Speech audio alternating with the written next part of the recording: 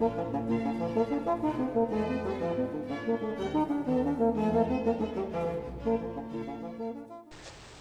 going to give a few details on how this hoop house was constructed for those who might be interested. I will also, in the accompanying description, I'll put a link into the website where I got the basic design, which is basically a 20-foot long hoop house, and the PVC pipes that go over are each 10 feet on each side, so it's 20 feet in total. Makes about a 8-foot high hoop house, and I think maybe 10 feet or so wide. Things of interest, this is built by first pounding some heavier duty PVC pipes into the ground that were smaller. These are 3/4 inch, so those were 1/2 inch, and then slipping these over it. And I had thought maybe it would be good to use rebar, but after the winter, when the ground got very wet, I saw that it was really good to have the PVC, because if you look here carefully, you'll see a screw that I drilled right through there, through both of them. So I raised up the pipes because they'd sunk into the ground, raised up the high pipe, drilled a hole through it, popped a little screw in to hold it. So that turned out to be a good thing. The other thing that may be a little unusual is how I fastened the plastic.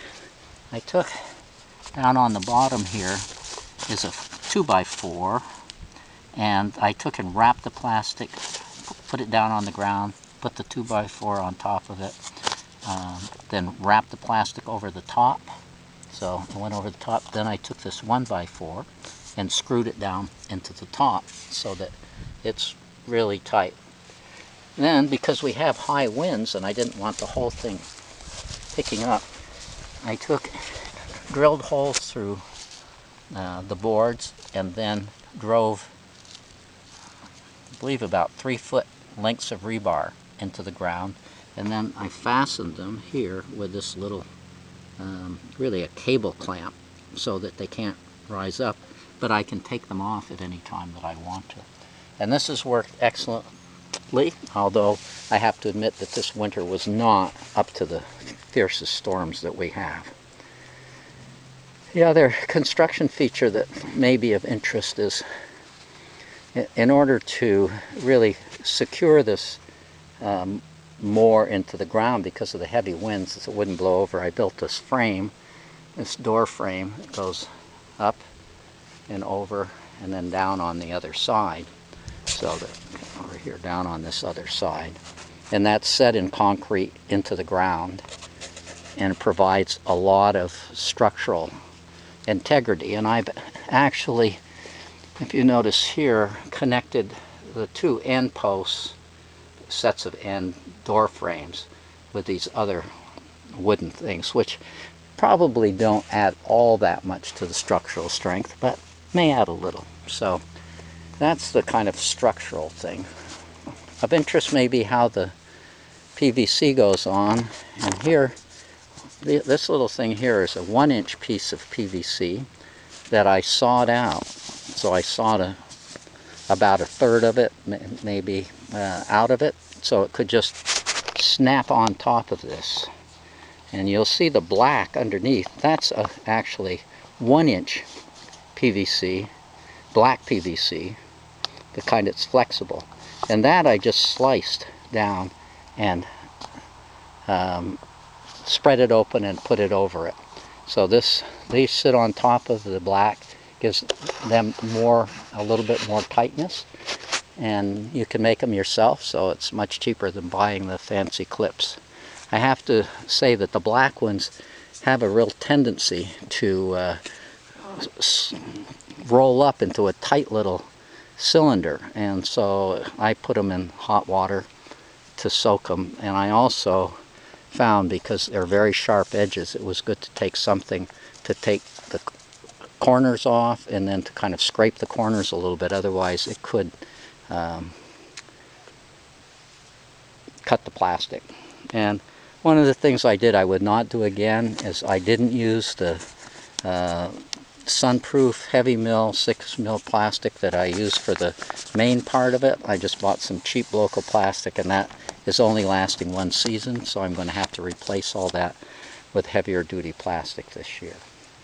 The other thing that is very handy is to make your doors out of PVC. You can see it's just very inexpensive. They go together quickly. To attach these, we've just got some hinges and drilled and fastened directly into the PVC pipe. And here we had to put a 2x4 down to give some spacing so that the PVC could lay flat when the door closes here. So that's that particular detail. Up above, the one thing that's been a problem is I made this low doorway right here so that I could have an automated window that opens up here. And you can buy these little temperature sensitive cylinders. So they push, when it gets hot, they push the door flat open, and when it's cold they bring it back in tight. So it's a way of keeping the temperature. But the problem is that this is rather low down, and I've hit my head on it many times, so I ended up getting some foam rubber, so the kind that you put around a pipe for insulation, at least so when I hit it I don't hit it so much, and I am beginning to avoid doing that. One other aspect of the hoop house that I learned about and was surprised to learn about is that on cold nights the radiation cooling from this hoop house is so efficient it's actually colder inside here than it is outdoors. And we have many nights where the temperature gets down close to freezing and maybe below. So I have this heater in here, and I also have a little temperature gauge in here with a remote temperature station in the house. And so on nights I check the temperature, and if it starts to get too low I come out and light this little radiant heater, and just on its low setting it's plenty to warm it up 5 degrees, which is all that it ever needs. So that works out pretty well. But I would like not to have to do that, and I think this fall I'm going to buy some plastic bubble swimming pool cover and put another layer over the top, and see if I can't get a little bit better insulation.